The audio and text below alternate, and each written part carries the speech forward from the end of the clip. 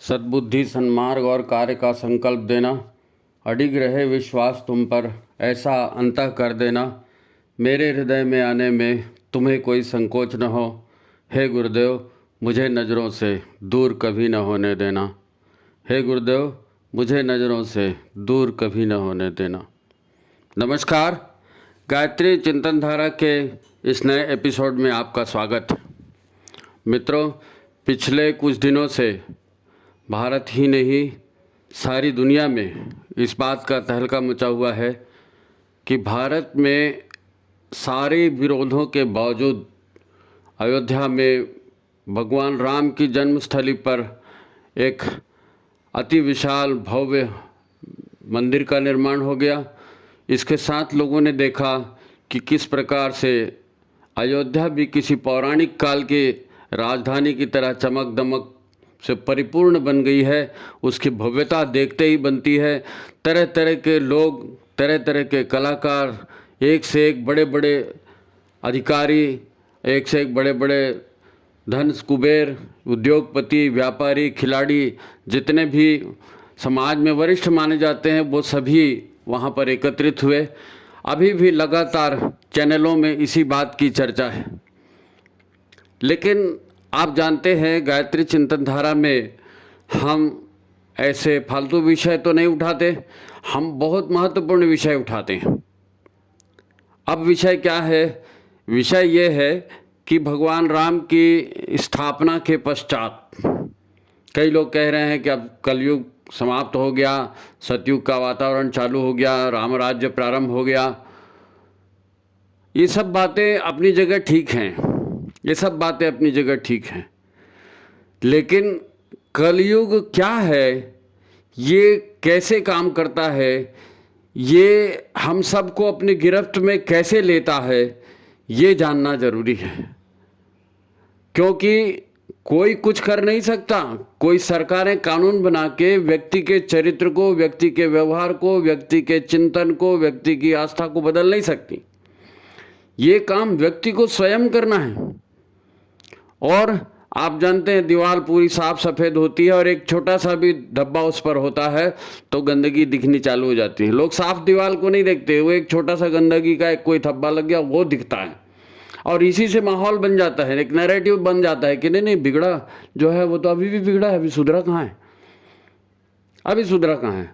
भगवान राम को राम राज्य बनाने में, भरत जी को राम राज्य लाने में किस प्रकार मेहनत करनी होगी। आज भी सैकड़ों वर्षों से ऋषि सारे जो हिमालय में रहते हैं और सूक्ष्म जगत में काम करते हैं, पिछले सैकड़ों वर्षों से उनकी नज़र इस विश्व के व्यवस्था पर, विश्व के पर्यावरण पर, विश्व के समाज में क्या हो रहा है इन गतिविधियों पर थी। वो मुहूर्त का इंतज़ार कर रहे थे, एक वक्त का इंतज़ार कर रहे थे। हर काम के लिए एक वक्त नियत होता है, किस समय क्या किया जाना है, उसके लिए माहौल बनाया जाता है। आज राम राज्य की स्थापना की बात की जाती है, प्रभु राम का मंदिर वहाँ स्थापित हो गया, ये बात की जाती है। जब रामायण सीरियल चालू हुआ था उस समय समाज में क्या माहौल था, क्या माहौल था? क्या उस समय कोई कल्पना कर सकता था कि रामायण भी आएगा, इतना कब पॉपुलर भी होगा, फिर महाभारत भी आएगा, फिर इतना पॉपुलर भी होगा, फिर हमारे आस्था केंद्रों पर किस प्रकार से विदेशी छाया, किस प्रकार से दुष्टों की छाया, आसुरी शक्तियों की छाया पड़ी है, ये लोग जानेंगे। अभी तक तो जानते भी नहीं थे, हाँ सब चल रहा है, हाँ सब चल रहा है। धीरे धीरे पता चला। ये कैसे पता चला? ये जो हिमालयन ऋषि सत्ताएं हैं, जो हिमालय के सूक्ष्म ऋषि हैं, जो इस युग परिवर्तन के की पर्सन हैं, जो जिनके आधार पर ही ये युग परिवर्तन का ताना बाना पिछले 500 सालों से लगातार बुना जा रहा है। चाहे विवेकानंद जी का आगमन हो, महर्षि दयानंद का आगमन हो, है ना, और पंडित श्री राम शर्मा आचार्य जी का आगमन हो, जितने भी ये बातें हो रही हैं, ये कोई अनायास नहीं हो रही हैं। इन सब के पीछे एक सूत्रबद्धता है, एक तालमेल है। अब जो लोग अध्यात्म से संबंधित हैं या दुनिया के कार्य कारण संबंध को जानना चाहते हैं, खोजी प्रवृत्ति के हैं, समझना चाहते हैं क्या खराब हो रहा है उस पर नज़र है, कैसे ठीक किया जाए उस पर नज़र है, तो ये उनके लिए चिंता का विषय है, बाकी के लिए नहीं है। बाकी के लिए नहीं। आप कहेंगे बाकी मनुष्य नहीं है कि नहीं, बाकी भी मनुष्य हैं, लेकिन सब लोग सोचते नहीं ना, सब लोग नहीं सोचते। हमारे यहाँ वेदों में कहा गया है कि पशु दो प्रकार के हैं, एक पशु 4 पैर वाले हैं और एक पशु 2 पैर वाले हैं। तो 2 पैर वाले मनुष्य, इशारा आप समझ गए ना, ये 2 पैर वाले मनुष्य भी बाकी जानवरों से कोई अलग थोड़ी है। अलग इनको बनाता है इनका चिंतन, इनका व्यवहार, है नहीं, व्यवहार और चिंतन ही इनको अलग बनाता है। इसको संस्कारों के माध्यम से, ज्ञान के माध्यम से, गुरु के माध्यम से इनको ठीक किया जाता है। अब एक प्रश्न उठता है, जो लोग सोचते हैं समझते हैं, जरा आप देखें कि युग परिवर्तन कहाँ से दिखना चालू होगा, कैसे दिखना चालू होगा, ये हम लोग वर्षों से सोच रहे हैं। अब एक ही प्रश्न आता है कि अयोध्या में हे प्रभु आप आ गए, स्थापित तो हो गए, अब आप ही बताओ अब क्या जीवन शैली अपनाई जाए, कैसे जिया जाए, इस कलयुग का अंत होगा कैसे, इस कलयुग का अंत होगा कैसे। राम मंदिर बन गया, प्रभु राम आ गए, शहर भी बड़ा टिप टाप हो गया, अयोध्या भी टिप टाप हो गई, बहुत सारे जो भौतिकता के विकास के काम है वो भी सारे दिखने लगे, गरीबों की जो दुखी हैं उनको बिजली मिल रही है, मकान मिल रहा है, पानी मिल रहा है, अनाज मिल रहा है, चिकित्सा मिल रही है, ये सारी बातें अपनी जगह है। लेकिन सतयुग इससे तो नहीं आता, रामराज तो इससे तो नहीं आता, वो तो व्यक्ति की श्रेष्ठता से ही आएगा ना। व्यक्ति के श्रेष्ठता से मतलब व्यक्ति के चिंतन और उसके कर्मों से आएगा, चिंतन और कर्मों से आएगा। देखिए 2 अवधारणाओं पर आज अपन चिंतन करेंगे। पहली बात तो ये है कि ये जो 4 युग की बात की गई है, अब हम कलयुग के परिवर्तन की बात कर रहे हैं या राम राज्य की बात कर रहे हैं, तो ये युगों का भी वर्णन जरा एक बार गंभीरता से सोचें, गंभीरता से सोचें, है ना। जो सतयुग था, तो सतयुग में वातावरण कैसा था, सतयुग में मानव संरचना या विश्व की ब्रह्मांड की व्यवस्था कैसी थी। तो असुरलोक अलग था और देवलोक अलग था, है नहीं। असुरलोक अलग था, देवलोक अलग था, असुर अलग रहते थे, देवता अलग रहते थे। फिर त्रेता युग में क्या हुआ, धरती पर ही आ गए, असुर भी आ गए और देवता भी रह रहे थे, है नहीं। फिर द्वापर में क्या हुआ, द्वापर में धरती पे ही नहीं, फिर तो एक ही परिवार में आ गए, है नहीं, एक ही परिवार में आ गए। हम जानते हैं कौरव पांडव एक ही परिवार के थे, फिर उनके बीच में युद्ध हुआ। तो ये देवासुर संग्राम देवलोक और असुरलोक में होता था, और फिर एक भूभाग पर रावण थे, एक भूभाग पर राम था, और किस प्रकार धरती के ही छोरों पर युद्ध हुआ था। और फिर द्वापर में हम देखते हैं कि जो असुरी प्रवृत्ति है और देव प्रवृत्ति है एक ही परिवार में पैदा हो गई थी। अब कलयुग में माहौल और बदल गया है, कलयुग में माहौल और बदल गया। कैसे बदल गया है कि अब एक ही व्यक्ति के अंदर में असुर भी है और उसी व्यक्ति के अंदर देवता भी है। अब कब उसके भीतर का असुर जाग जाए और कब उसके भीतर का देवता जाग जाए, कह नहीं सकते। इसलिए अगर आज कोई ये कहते हैं कि भाई राम जी की स्थापना हो गई और कृष्ण जी की होने वाली है, काशी विश्वनाथ की होने वाली, वो सब अपनी जगह ठीक है, वो सब अपनी जगह ठीक है, उसका भी काम है। लेकिन बात यह है कि जो घर परिवार समाज देश का इसमें सुव्यवस्था लाने का चिंतन करते हैं, उनको इस बात को देखना पड़ेगा कि एक ही व्यक्ति आज वहाँ जा रहा है, राम जी में माला पहना रहा है, हो सकता है कल वही अपराध करना शुरू कर दे, क्योंकि असुर उसके भीतर है ना। तो एक ही व्यक्ति के भीतर देवता और असुर है, तो कब कौन पलटी मारे कौन कह सकता है नहीं। तो व्यक्ति के भीतर की आसुरी प्रवृत्ति को नष्ट कैसे किया जाए, ये मुख्य मुद्दा है। अगर व्यक्ति के भीतर की आसुरी प्रवृत्ति, दुश्चिंतन, दुष्कर्म का भाव ये नष्ट नहीं हुआ, उसके संस्कार नष्ट नहीं हुए, तो फिर तो सतयुग या राम राज्य की तो कल्पना ही नहीं की जा सकती। तो इस दृष्टिकोण से एक बार सोचें कि कलयुग में हम कहाँ पर हैं, हमारे आसपास सराउंडिंग में हमारी स्थिति क्या है। अब दूसरी बात पर चिंतन करते हैं, इसी विषय पर है, इसी विषय पर है। देखिए द्वापर युग में हम जानते हैं युग परिवर्तन के समय भगवान कृष्ण आए थे और किस प्रकार से कौरव पांडवों का युद्ध हुआ और किस प्रकार से सारे जो कौरवों की सेना थी वो नष्ट हो गई, पांडवों में भी गिने चुने लोग ही बचे थे और बाद में फिर पांडव जो है स्वर्गारोहण के लिए चले गए थे। ये कहानी हम सबको मालूम है। लेकिन जाते जाते वो परीक्षित का राज्याभिषेक करके गए कि भाई अब इस सत्ता को जो है परीक्षित संभालेगा। और यही उस युग परिवर्तन की बेला भी थी कि द्वापर युग समाप्त हो रहा था और कलयुग आने का था। आया नहीं था, आने का था। जैसे ही परीक्षित ने राज्य संभाला, भगवान कृष्ण ने भी भूलोक से विदा ले ली, है ना, उन्होंने भी भूलोक छोड़ दिया। तो देव शून्य हो गया भूलोक, भगवान कृष्ण चले गए। उसके बाद सारा सूत्र जो है वो राजा परीक्षित के हाथ में आए। और ऐसी कथा है कि परीक्षित जी अपने राज्य में भ्रमण कर रहे थे तो उन्होंने देखा एक व्यक्ति बैल को काट रहा है, बैल की टांग तोड़ रहा है और वो 3 टांगे तोड़ चुका है। एक सामान्य व्यक्ति के रूप में था कलयुग, और उसने बैल की 3 टांगे तोड़ दी थी, सिर्फ एक टांग बची थी। अब महाराज ने देखा कि भाई ये क्या हो रहा है, ये कैसे बैल के पैर काट रहा है। तो उन्होंने जाकर कहा उससे कि भाई तुम ये क्या कर रहे हो, ये तो दंडनीय अपराध है। तो उसने महाराज को प्रणाम किया और कहा महाराज अब युग बदल गया है, अब राजा आप जरूर हैं, मैं आपको नमन करता हूँ, लेकिन अब ये कलयुग का प्रारंभ है और कलयुग में अब मेरी मर्जी चलेगी, कलयुग में अब मेरी चलेगी। और मैं भगवान कृष्ण के विदा होने का ही अवसर देख रहा था, वो विदा हुए और अब मेरा राज्य चलेगा।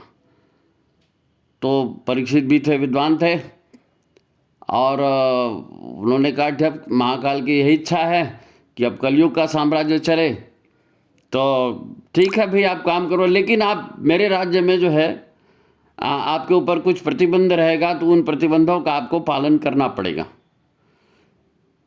तो कलयुग ने कहा कि भाई हाँ ठीक है, आपकी आज्ञा शिरोधार्य, आप जैसा कहेंगे मैं करूँगा, लेकिन मेरे को रहने को यही स्थान दो, मैं काम तो यही करूँगा इसी भूलोक पर, इसी राज्य में।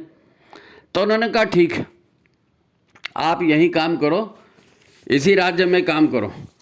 अब उनके सामने प्रश्न ये आ गया कि महाकाल की ये जो विधि व्यवस्था है युग परिवर्तन की वो तो होनी है, कलयुग को तो आना है, तो कलयुग जाए कहाँ। तो उन्होंने कलयुग को आवास करने के 4 स्थान दिए। कलयुग से उन्होंने कहा तुम एक काम करो, तुम वहाँ जाके रहो जहाँ जुआ होता है, जुआ होता है, गैम्बलिंग। अच्छा ठीक है, और कहाँ रहूं? तो और तुम वहाँ रहो जहाँ शराब का सेवन होता है, मद्य सेवन होता है, शराब बिक्री होती है, शराब के क्लब चलते हैं, लोग पार्टियाँ करते हैं शराब वाली, आप वहाँ आ जाओ। बोला ठीक है। और मेरे लिए जगह? तो और वैसे आपके लिए जगह एक और है जहाँ नारी का आधा पतन होता है, वैश्यालय चलते हैं, नारी अपने देह को बेचती है, लाज लज्जा खोती है, आप वहाँ चले जाओ ताकि अच्छे लोगों को कोई डिस्टर्ब ना हो। तो कलयुग ने कहा ठीक है, आपने जुआ घर की बात की, आपने शराब घर की बात की, आपने वैश्यालय की बात की, और कहाँ? तो फिर महाराजा परीक्षित ने सोचा और उन्होंने कहा कि अच्छा ठीक है, तुम एक काम करो, तुम कत्ल खानों में रहना शुरू करो, जहाँ हिंसा होती है, जहाँ बहुत मारकाट होती है, वहाँ कलयुग तुम अपना स्थान वहाँ बनाओ। अब जुआ, शराब, वैश्यालय, कत्ल खाना, यहाँ कलयुग का साम्राज्य उन्होंने स्थापित कर दिया। लेकिन कलयुग ने कहा महाराज ये तो लिमिटेड है, ये तो लिमिटेड है, जो अच्छे लोग हैं वो तो यहाँ आएंगे नहीं, जुआ खेलने आएंगे नहीं, शराब पीने आएंगे नहीं, वैश्यालय में आएंगे नहीं, मांस मटन नहीं खाएंगे, तो मैं अच्छे लोगों के पास अप्रोच कैसे बनाऊंगा, वहाँ पर भी तो मेरे को जाना है। तो परीक्षित ने कहा कि आप स्वर्ण में शामिल हो जाइए। स्वर्ण माने सोना। अब सोना तो घर घर में होता है नहीं, सोना घर घर में होता है, तो आप सोने में शामिल हो जाइए। तो कलयुग का वास तब से अब तक कहाँ है? जहाँ गैम्बलिंग होती है, जुआ होता है, शर्त लगाई जाती है, जहाँ शराब का सम्मान होता है, शराब की खरीद बिक्री होती है, शराब की पार्टियाँ होती हैं, जहाँ नारी देह की बिक्री होती है, नारी देह का प्रदर्शन होता है, नारी को लज्जित किया जाता है, जहाँ मुर्गियाँ काटी जाती है, बकरे काटे जाते हैं, कत्ल खाने होते हैं, वहाँ भी कलयुग। और कहाँ? सोने में कलयुग। सोना मतलब केवल सोना नहीं, उसमें धन संपत्ति सब कुछ आ गया, ऐश्वर्य में, ऐश्वर्य में। अब यहाँ कलयुग का वास। अब आप बताइए कि जब एक ही व्यक्ति में, कलयुग की विशेषता पहले बताई ना कि कलयुग एक ऐसा समय है कि जिसमें एक ही पुरुष में असुर भी है और उसी में देवता भी है। अब जुआ घर आपको ललचा रहा है। रोज आप अगर जो लोग नेट पे होंगे तो मालूम है ना, रमी खेलो, फलाना खेलो, क्रिकेट टीम बनाओ, इतना पैसा, ये सब जुआ ही तो है। लॉटरी थी, जुआ ही था। और अच्छे अच्छे लोग इसमें शामिल हो रहे, क्यों? लालच में, है नी, लालच में। अभी समाज की क्या व्यवस्था है? बच्चा पैदा हो गया, छठी हो रही है, चलो पिलाओ, पहले बॉटल खोलो, है नहीं। शादी हो गई, बॉटल खोलो, बिना शराब पिए तो बारात बना चाहिए नहीं। जन्मदिन हो गया, कोई भी दिन हो गया, दारू पार्टी हो गई। अच्छा, वैश्यालय की तो बात ऐसा हो गया कि अब कलयुग जो है जितने प्रचार माध्यम में सब में घुस गया और नारी देह को प्रदर्शित करने का ऐसा माहौल बना दिया कि वाह, हम किसी से कम थोड़ी है जी, हमको देखो, हम किसी से कम थोड़ी है जी, हमको देखो। वो हीरोइन ऐसे दिखती, हम भी वैसे दिखते हैं, उसने ऐसे कपड़े पहने, हम भी ऐसे कपड़े, आजकल ये फैशन में हम भी ऐसे कपड़े। काम वाली हो, कार वाली हो, स्कूटर वाली हो, घर वाली हो, सब उसी फैशन के कपड़े, उसी तरह के। तो ये डायरेक्ट वैश्यालय का काम नहीं है, लेकिन वासना भड़काने का तो है ना, वासना भड़काने का तो है ना। कोई अपनी माँ को तो उस तरह के वेश में देखना नहीं चाहता। तो वहाँ तक भी कलयुग पहुँच गया। कत्ल खाना तो गली मोहल्ले में, हर गली मोहल्ले के नुक्कड़ में मछली बिक रही है, ब्रायलर मुर्गे, बोनलेस चिकन यहाँ मिलता है। और सोना तो मत पूछो, बिना सोने के तो कोई विवाह होता ही नहीं, शादी होती ही नहीं, सोना है। और सोना को बोलो करेंसी, बोलो पैसा, बोलो, है नहीं। अब भगवान आ रहे हैं, महाकाल आ रहे हैं, छापे पड़ रहे हैं, ईडी के नोटों के बंडल मिल रहे हैं, सोने की जब्ती हो रही, वो सब अपनी जगह ठीक है। लेकिन राम राज्य माने क्या? सतयुग माने क्या? सतयुग में लोग देवताओं के जैसे आचरण करेंगे। अब ये कैसे होगा? अब ये कैसे होगा भाई? राम कृष्ण शिव तीनों के मंदिरों की स्थापना हो रही है। राम जी की स्थापना हो गई, शिव जी का कॉरिडोर वाराणसी में बहुत अच्छा बन गया। अभी कृष्ण जन्मभूमि भी मुक्त होने वाली है, वहाँ पर भी कार्यक्रम होने वाला है। सब लोग हैं वहाँ पर, जोश खरोश से काम चल रहा है। लेकिन बात यह है कि सबके पास भले, अब रावण की सोने की लंका थी ना, सोने की लंका थी, लेकिन उसके बावजूद भी रहते तो राक्षस ही थे ना।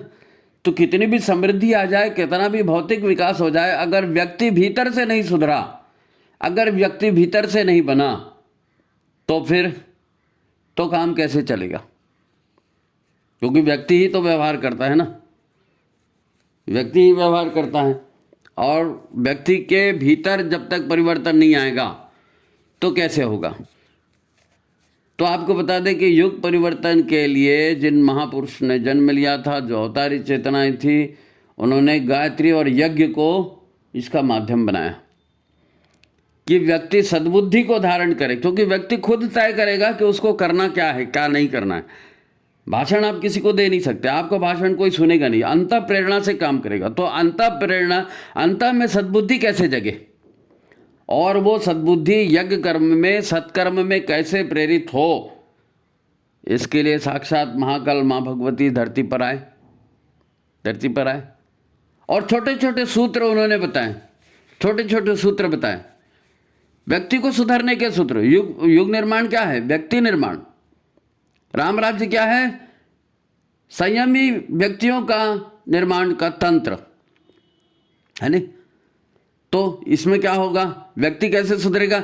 गुरुदेव ने कहा इंद्रिय संयम, अर्थ संयम, समय संयम और विचार संयम का अभ्यास, यानी इंद्रिय संयम, अर्थ संयम, विचार संयम और समय संयम का अभ्यास। अब आगे दिख गया ना क्यों कलयुग किस में वास कर रहा है? जुए में, वैश्यालय में, शराबघर में, सोने में, है ना। तो आपको क्या करना है? अपने आप को इंद्रियों का संयम, पैसे का, अर्थ का संयम, अपने चिंतन का, विचारों का संयम और समय का संयम। दूसरा छोटा सा ये सूत्र है, ये सूत्र की जड़ें कहाँ तक जा रही हैं आप देखिए इसको। जब गुरुदेव कहते हैं कि साधना, स्वाध्याय, संयम और सेवा, तो साधना किस बात की? और इधर से नाक पकड़ी, उधर से कान पकड़ी, और मंगलवार का उपवास किया, गुरुवार का उपवास किया, और उपवास में खा रहे हैं फलाहारी चिवड़ा, ऐसी साधना नहीं, ऐसी साधना नहीं। साधना मन की चंचलता पर ब्रेक, मन के अनावश्यक चिंतन पर ब्रेक, है नहीं?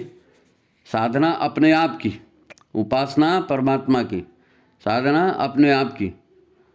तो साधना कैसे होगी, साधना प्रखर कैसे बनेगी? तो आपको स्वाध्याय करना पड़ेगा। स्वाध्याय होगा तो स्वाध्याय तो ठीक है, लेकिन स्वाध्याय हो गया और वो जीवन में नहीं उतरा तो कैसे बनेगा? इसलिए संयम पूर्ण जीवन जीना पड़ेगा। और संयम पूर्ण जीवन होगा कैसे? इतने लोग गलत आचरण कर रहे हैं, इतने लोग गलत आचरण करके दुख में हैं, मुसीबत में हैं, वो लोग आपकी बात क्यों सुनेंगे? जिसके पास सत्ता है वो भी नहीं सुनेगा, जो दुख से मर रहा है वो भी नहीं सुनेगा। तो उसके पास संदेश भेजने का तरीका क्या है? उसके पास संदेश भेजने का तरीका प्रेम और सेवा से जाता है। इसलिए गुरुदेव ने कहा साधना, स्वाध्याय, संयम और सेवा। व्यक्ति इससे बदलेगा, भाषणबाजी से कोई नहीं बदलेगा, सेवा से बदलेगा, प्रेम से बदलेगा। तो फिर अब ये कहेंगे भाई हमसे तो ये होता नहीं, हमसे तो ये होता नहीं। क्यों नहीं होता? इसलिए नहीं होता कि हम गुरुदेव से जुड़ तो गए, किताबें तो खरीद ली, यज्ञ तो हम करने लगे, मंदिर तो हम जाने लगे, कपड़े तो हमने पहन लिए, लेकिन कलयुग की छाया से, कलयुग के प्रभाव से आप मुक्त कैसे होंगे? वो तो नहीं हो सकते, है ना? रिस्क उठाना, जुआ खेलना है और पैग मारना है, ऐसा होता है ना। कोई महिला है, अब आपके बगल से कोई महिला जा रही है और उटपटांग वस्त्र उसने पहने हुए हैं, आपकी नज़र वहाँ चले गई तो बात वहाँ रुकती है क्या? वो चिंतन कहाँ से कहाँ पहुँच जाता है। अब तो गुरुदेव ने भी कहा कि भाई ये सब ऐसा नहीं होगा, है ना। कलयुग के प्रभाव से मुक्त होना है तो क्या करना पड़ेगा? गायत्री और यज्ञ के साथ देव परिवारों की स्थापना करनी पड़ेगी, देव परिवारों की स्थापना करनी पड़ेगी, संस्कारवान पीढ़ी का निर्माण करना पड़ेगा। 16 संस्कारों से गुजारते हुए व्यक्ति को भीतर से इतना मजबूत बना देना है कि वो आसुरी प्रवृत्तियों से स्वयं दूर रहना सीख जाए और स्वयं दूर रखने की इच्छा करे। आज गायत्री परिवार गर्भ संस्कार चला रहा है, ये क्या है? ये भी उसी प्रकार का है। अभी आप देखो, जितने हमारे से अनाचार होते हैं, हमने प्रकृति का शोषण किया, अंट-संट विचार किए, अंट-संट खान पान किया, इससे क्या हो रहा है मालूम है? पूरी जनरेशन बिगड़ रही है। आजकल विकलांग बच्चों का पैदा होने का नंबर कितना बढ़ते जा रहा है ना? कितने बच्चे विकलांग पैदा हो रहे हैं। फर्टिलिटी सेंटर खुल गए हैं, विवाह हो गया ठीक है, शादी टिक गई तो सौभाग्य की बात है, और टिक भी गई तो भी संतान नहीं हो रही। क्यों? क्योंकि वो जो संतान निर्माण करने की जो ऊर्जा होती है, जो उसकी योग्यता होती है, वो मनुष्य से गायब है। ये क्यों गायब है? ये इसीलिए गायब है कि आपने जो प्रकृति के नियम है, जो ईश्वर के नियम है, उसको तोड़ा है। तो सारी नेचुरलिटी सब खत्म हो रही है। जवानी में बाल जो है सफ़ेद हो रहे हैं, दांत गिर रहे हैं, और कमर में दर्द और घुटने का दर्द और हार्ट अटैक और तुम्हारा बीपी और तुम्हारा शुगर, और ये सब क्या है? इसीलिए गुरुदेव का पहला सूत्र क्या था कि ईश्वर की विधि व्यवस्था को महसूस करना है और ईश्वर के आचरण, ईश्वर के अनुशासन में जीना है। हम ईश्वर को सर्वव्यापी न्यायकारी मानकर उसके अनुशासन में जिएंगे।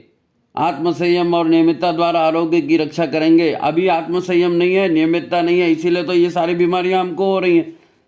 तो ये बीमारियां होना या दुखी होना या दुख प्राप्त करना, ये बुरी बात नहीं है, बशर्ते इससे कुछ सीखा जाए। क्योंकि जो आदमी संपन्न है ना, वो मद में होता है, पावर में होता है, तो वो किसी की सुनता ही नहीं है। इसलिए जब वो किसी को दुख मिलता है ना, तब उसको ईश्वर की याद आती है, तब वो कारण पूछता है कि ऐसा क्यों हुआ। बड़े बूढ़े सीख देते हैं, लेकिन जवान आदमी सुनता नहीं है, क्योंकि बड़े बूढ़े ठोकर खा चुके हैं। जवान आदमी ने अभी ठोकर खाई नहीं, तो वो ये बोलता है कि तुमने अपने ज़माने में कर लिया, हमारे लिए मना करते हो। तो ये इसीलिए देव परिवार निर्माण को बहुत बड़ा महत्व है। नारी जगेगी तो विश्व जगेगा। नारी के पास प्रेम है, नारी के पास सेवा है, नारी के पास सृजन है, वो जगेगी, उसको जगा। अगर पुरुष भी जगा हुआ है तो वो नारी को जगाने का काम करे, अगर नारी भी जगी है तो पुरुष को कंट्रोल करने का काम रखे, दोनों मिला करके हैं तो देव परिवार निर्माण का काम करे। क्योंकि अल्टीमेटली सतयुग का वातावरण आएगा कैसे?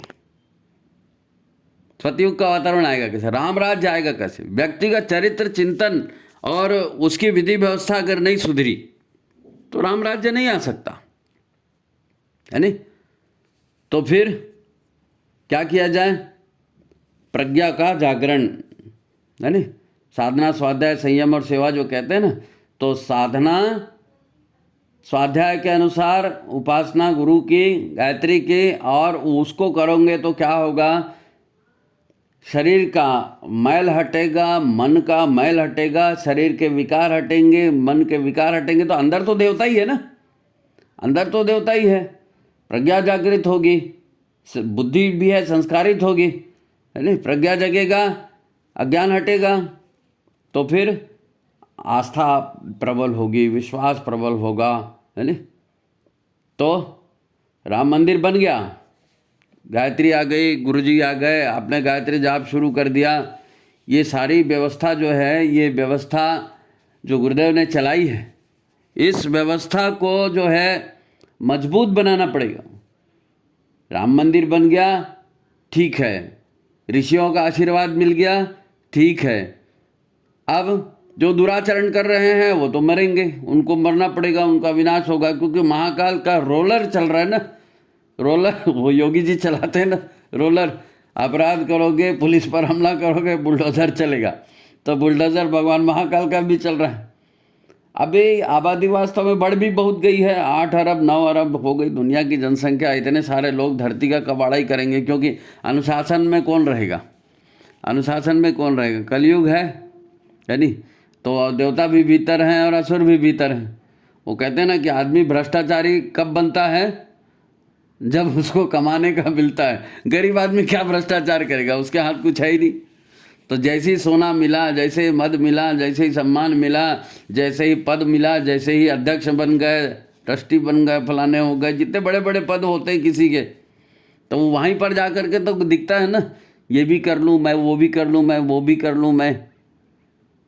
इसीलिए अर्थ संयम, विचार संयम, समय संयम, ये सारी बातें हैं। देखो कितने भी आप बड़े बड़े प्रतिष्ठान बना लो, हमारे पूर्वजों ने नहीं बनाए क्या? इतिहास नहीं पढ़ा? सोमनाथ का मंदिर लूटा, राम जन्मभूमि पर बाबर ने कब्जा किया, मथुरा की जन्मभूमि पर कब्जा किया, वाराणसी पर कब्जा किया, 33,000 मंदिर तोड़ करके, और विधर्मियों ने अपने अपने वहाँ पर उपासना स्थल बना दिए। ये क्यों हुआ?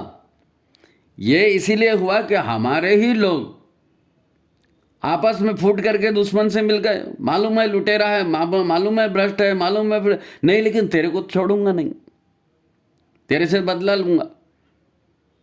चाहे पृथ्वीराज चौहान की बात हो, चाहे और किसी, जितने भी प्रतापी राजा हुए हैं, जितने भी हमारे धर्म के समाज सुधारक हुए हैं, इन सबको कोई मुसलमानों ने या अंग्रेजों ने या इन्होंने ने नष्ट नहीं किया। ये अपने लालच में, अपने भ्रष्टाचार में गए हैं। तो ये भ्रष्टाचार कलयुग जाएगा तो उसकी जाने की जो विधि व्यवस्था होगी वो यही होगी कि व्यक्ति अपने आप को कलयुग के रास्ते से अलग कर ले। ऐसी व्यवस्था बनाएं, ऐसी व्यवस्था बनाएं कि असुर एक जगह रहने लगे और देवता एक जगह रहने लगे। सतयुग में वही हुआ था ना। आपको कहा था कि उस समय की व्यवस्था कैसी थी? देवलोक अलग, असुर लोग अलग, है नहीं? देवलोक, इसीलिए तो असुर लोग हमेशा देवलोक पर चढ़ाई करते थे ना, नहीं इसको भी कब्जा करेंगे क्योंकि वहाँ बड़ा अच्छा है। अरे तो अच्छा वहाँ भी बन सकता है असुर लोक में, लेकिन असुर लोगों को असुरता छोड़नी पड़ेगी। तो आज जो ईश्वर के अनुशासन में नहीं जी रहे हैं, आज जो स्वास्थ्य संरक्षण नहीं कर रहे हैं, आज जो संयम सेवा की बात नहीं कर रहे हैं, देव परिवार निर्माण की बात नहीं कर रहे हैं, अपने आप को, अपनी आत्मा को जगाने की बात नहीं कर रहे हैं, तो फिर तो उनका विनाश निश्चित है। कोई ना कोई बीमारी आएगी, कुछ न कुछ होगा, और आप जीवन भर की कमाई दवाखानों में लुटवा दोगे और वेंटिलेटर में पड़े रहोगे 4-6 महीने, और आखिर छोड़ के सब चले जाओगे। तो ये मामूली बात नहीं है, मामूली बात नहीं है।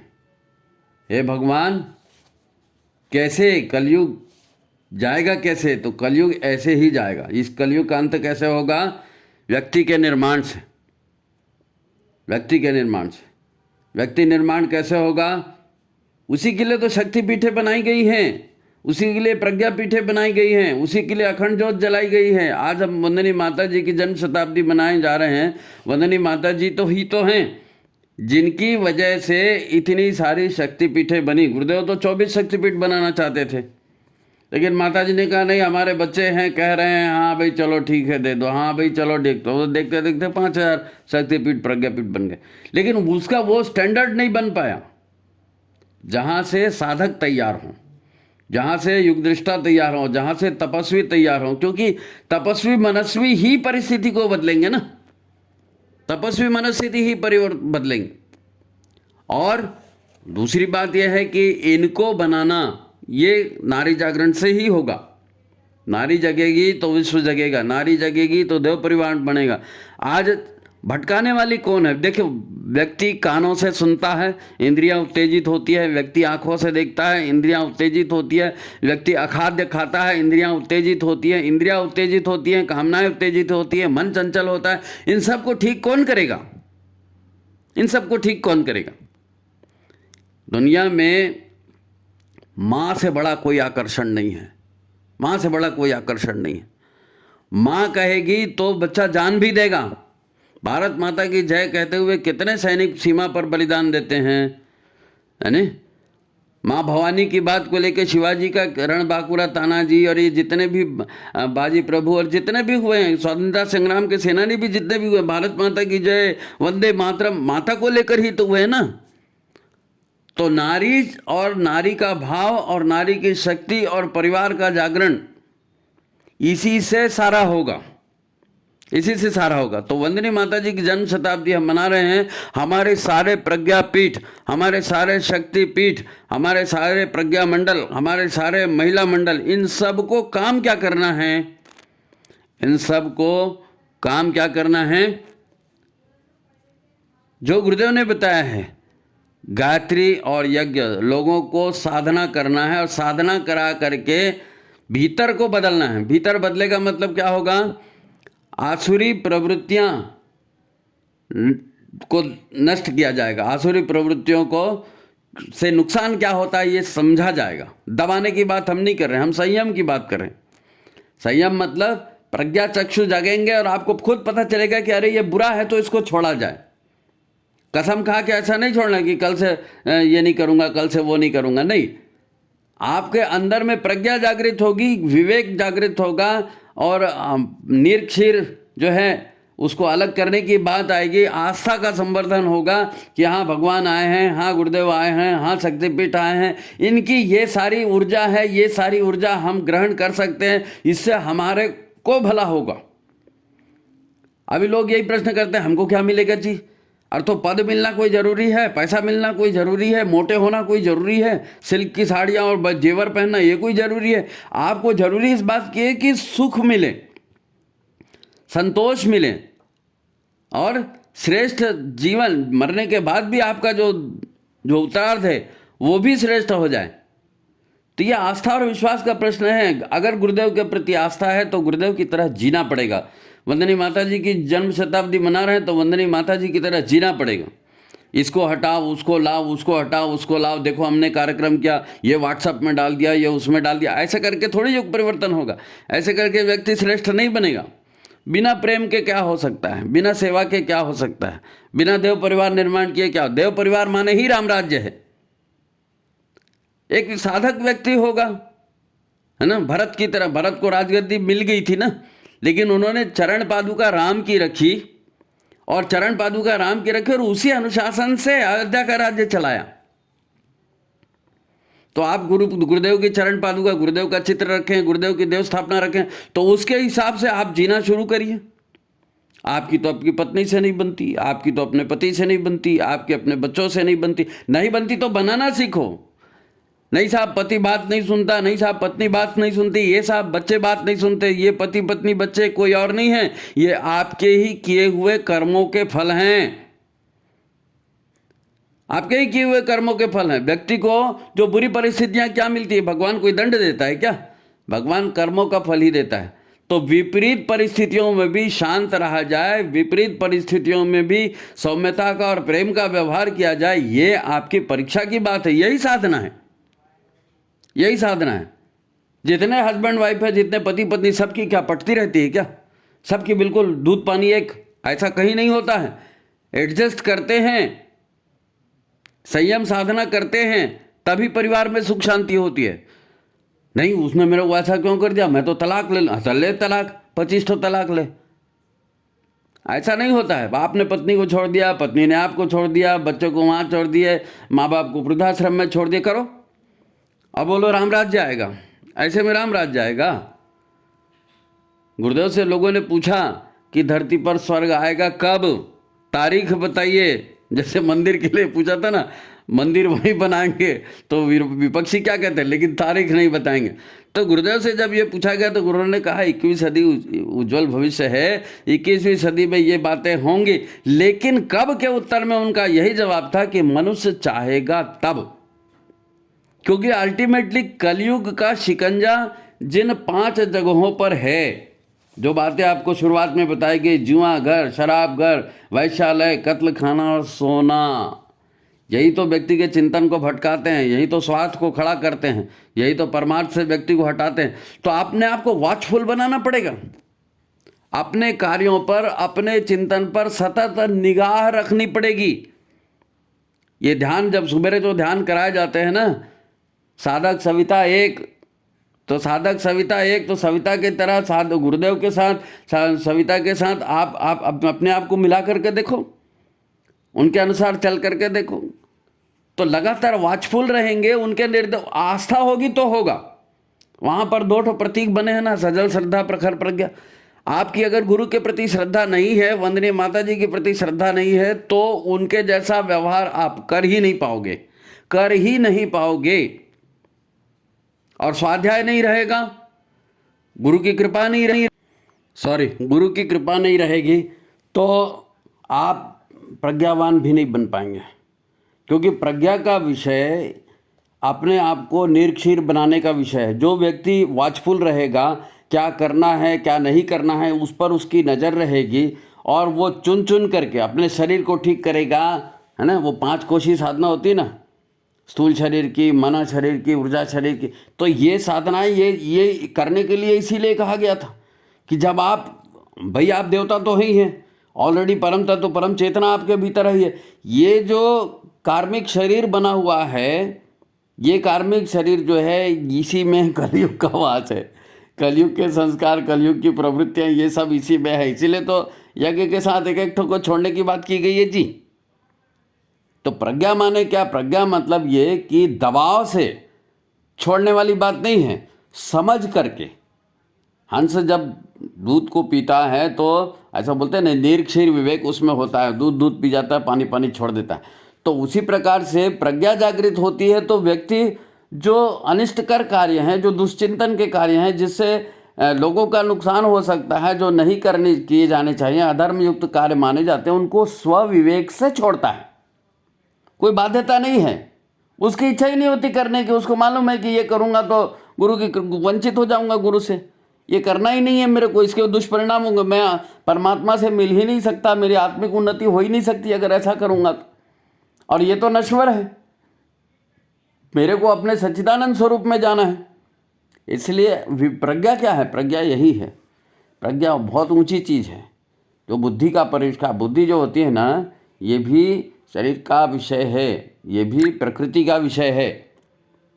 बुद्धि को संस्कारित करना पड़ता है। बुद्धि सबकी एक है, सब एक जैसा सोचते हैं क्या? नहीं, एक घटना होती है उस पर 4 लोगों के अलग अलग विचार आते हैं। क्यों? क्योंकि जिसके जैसे संस्कार होते हैं वैसे बुद्धि मलिन होते जाती है।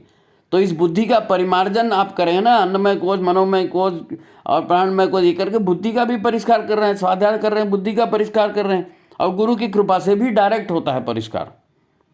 कुंडलिनी जागृत कर देते हैं, बोलते वो गुरु की कृपा से एकदम प्रचंड सब दिखना शुरू हो जाता है।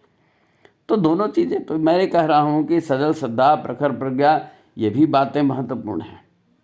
मित्रों, गुरुदेव ने सारा इंतजाम करके रखा है। ये कोई भी सूत्र इसमें से छोटा नहीं है।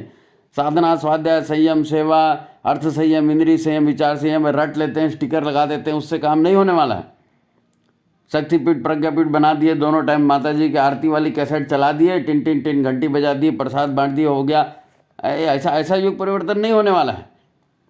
शक्तिपीठों को, प्रज्ञापीठों को गुरुदेव ने महाकाल की छावनी के रूप में बनाया है और यहाँ पर देव मनुष्यों का निर्माण होना है, यहाँ पर देव शक्तियों का जागरण होना है मनुष्य के भीतर में, चाहे वो नर हो चाहे नारी हो।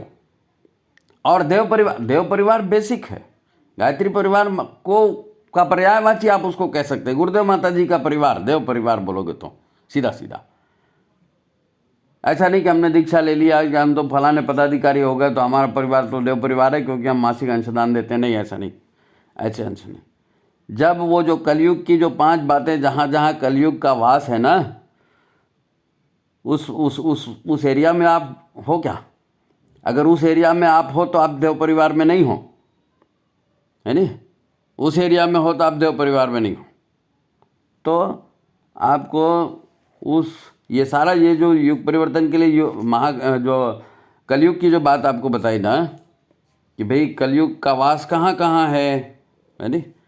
देखो आज जो 7 सूत्री कार्यक्रम भी चला गया, ये 7 सूत्री कार्यक्रम भी इसीलिए चले भाई, शिक्षा कैसी होनी चाहिए, साधना कैसी होनी चाहिए, स्वास्थ्य का संरक्षण कैसे होगा, कौन सी कुरीतियाँ हैं, नारी का जागरण कैसे होने वाला है, पर्यावरण कैसे ठीक होने वाला है ना? और ये बाहरी आडंबर छोड़ करके हम स्वावलंबन, आज भारत खड़ा भी हो रहा है तो कैसे हो रहा है? मेक इन इंडिया चल रहा है, स्वावलंबन हो रहा है, तभी भारत खड़ा हो रहा है। तो जितना भी हम ये प्रचारवाद में रहेंगे, टीवी मीडिया के चक्कर में रहेंगे और उसी का रेडीमेड वाला प्रोग्राम करेंगे तो ऐसे ही होगा। जीवन जीने के लिए ये सब की जरूरत तो है ही नहीं। साधक का जीवन बहुत बड़ी लंबी चौड़ी बात ही नहीं। 7 सूत्री आंदोलन 2000 महापूर्णावती के बाद चला है, इसको लोग अपने अपने हिसाब से कर रहे हैं, वो बात अलग है, वो बात अलग है। वो व्हाट्सएप में डाल दिए, फोटो वोटो खींच दिए, ये हो गया वो हो गया, ऐसा नहीं, ऐसा नहीं, है ना? तो हम गुरुदेव के परिवार से हैं, महाकाल के परिवार से हैं और हमको उसी हिसाब से अपने आप को वॉचफुल रखना। मैं बार बार उसी बात को रहा हूँ कि अपनी बुराई हमको दिखती नहीं है, लगातार हमको देखना पड़ेगा। मैं सोच रहा हूँ तो ठीक सोच रहा हूँ कि नहीं, मेरी नज़र कहाँ जा रही है, ठीक जगह जा रही है कि नहीं, मैं टाइम वेस्ट तो नहीं कर रहा हूँ, मैं पैसा वेस्ट तो नहीं कर रहा हूँ, मैं अनाज वेस्ट तो नहीं कर रहा हूँ, मैं ज़बरदस्ती आराम तलबी तो नहीं कर रहा हूँ। अपने आप को परिष्कृत करके ही देवता बनेगा मनुष्य, ऐसा नहीं बनने वाला है। और ये सारी ज्ञान, ये सारी बात, ये सारा वातावरण बनाने का काम शक्तिपीठों और प्रज्ञापीठों का है। अगर युग निर्माण योजना से जुड़े हैं, गायत्री परिवार से जुड़े हैं, शक्तिपीठ या प्रज्ञापीठ से जुड़े हैं, तो उन शब्दों के महत्व को समझना पड़ेगा। हमारे शक्तिपीठ, हमारे प्रज्ञापीठ, हमारा प्रज्ञामंडल जीवंत जागृत होना चाहिए, वहाँ से साधक तैयार होने चाहिए, वहाँ से देव पुरुष तैयार होने चाहिए। यही माता जी के जन्म शताब्दी पर सच्ची जो है हमारी श्रद्धांजलि होगी, सच्ची गुरु दक्षिणा हम दे पाएंगे। तो ठीक है, कलयुग कैसे आया, इसका अंत कैसे होगा, ये सारे विषय हमने चर्चा की, गुरुदेव की भूमिका की चर्चा की, मिशन की भूमिका की चर्चा की। अब आप 4 बार 6 बार सुनिए, इसको 10 लोगों के पास और पहुंचाइए, इसके ऊपर मीटिंग करिए, गोष्ठी कीजिए, जो जो आपके यहाँ कमी है उन कमियों को दूर कीजिए। वंदनीय माता जी साक्षात भगवती का रूप है, उनकी जन्म शताब्दी में कोई आदमी बकवास करता हुआ नहीं दिखना चाहिए। इसके बाद दूसरा अवसर नहीं मिलने वाला है। असुर लोक अलग बनेगा, देवलोक अलग बनेगा, ये तो तय है। अब आपको किस लोक में जाना है, नरक में जाना है, स्वर्ग में जाना है, देवलोक में जाना है, असुर लोक में जाना है, अपने कर्मों से जाओगे। पत्नी नहीं सुनती, पति नहीं सुनती, बेटा नहीं सुनता, मैंने पहले भी आपको कहा कि ये सारे कर्मों के फल हैं, इनसे शांतिपूर्ण निपटिए, प्रेम से निपटिए। ये आपके ही कर्म है, आपने लोगों से बुरा किया था इसलिए आपको बुरा मिल रहा है, तो बुरा मिल रहा है तो ठीक है ना, पाप कट रहे हैं, स्वीकार करो उसको। ईश्वर के अनुशासन को स्वीकार करेंगे, ईश्वर का अनुशासन। माँ बाप, पति पत्नी, बेटा भाई दुश्मन नहीं होते भाई, ये परिवार के लोग हैं। समाज के लोग परिवार के लोग हैं, देश के लोग परिवार के लोग हैं। भारत देवभूमि है, ऋषि भूमि है, हम ऋषि पुत्र हैं, देवपुत्र हैं। तो उस हिसाब से वाचफुल रहना है और सजग रह करके जागरण, वयम राष्ट्र जागरे हम पुरोहित, सारा छोटा छोटा सूत्र जुड़ा हुआ है जी। इतनी बातें कही है, हम लोग कभी उस पर चिंतन नहीं करते। तो चिंतन करिए, स्वाध्याय करिए, चिंतन करिए, साधना करिए, माता जी की जन्म शताब्दी को सफल बनाए। ठीक है, आज की बात यही समाप्त करते। मित्रों, आप लोग व्हाट्सएप पे देखते हो, कहाँ लाइक करते हो, कहाँ शेयर करते हो, कुछ समझ में नहीं आता।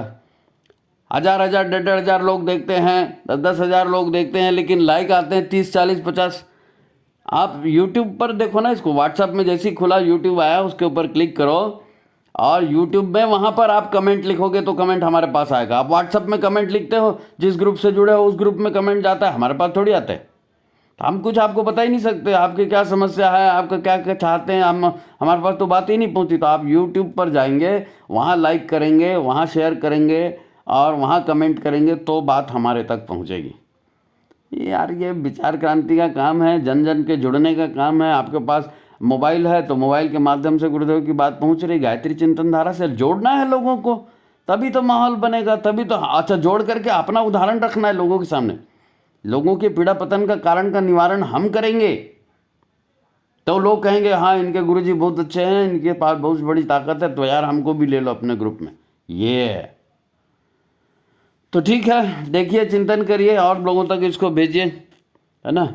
फिर काफ़ी दिनों के बाद ये वीडियो आपके पास आया है तो इसका महत्व भी बहुत ज़बरदस्त है। इसको अपने साप्ताहिक गोष्ठी में इधर उधर चर्चा करिए। कई लोग आ रहे हैं यज्ञ कार्यक्रम में, वो तो आता है उनका फ़ोन कि भाई साहब इसको जो है हमने माइक पर चलाया और लोगों को सुनाया। तो जब लोग इतना बड़ा बड़ा काम कर रहे हैं, आप लाइक करना, शेयर करना, कुछ करो, कुछ सुझाव भी अपने दो, है ना। हम लोग मिलजुल करके युग निर्माण करेंगे। तो परम पूज्य गुरुदेव की जय, वंदनीय माता जी की जय, आप सभी को प्रणाम, नमस्कार।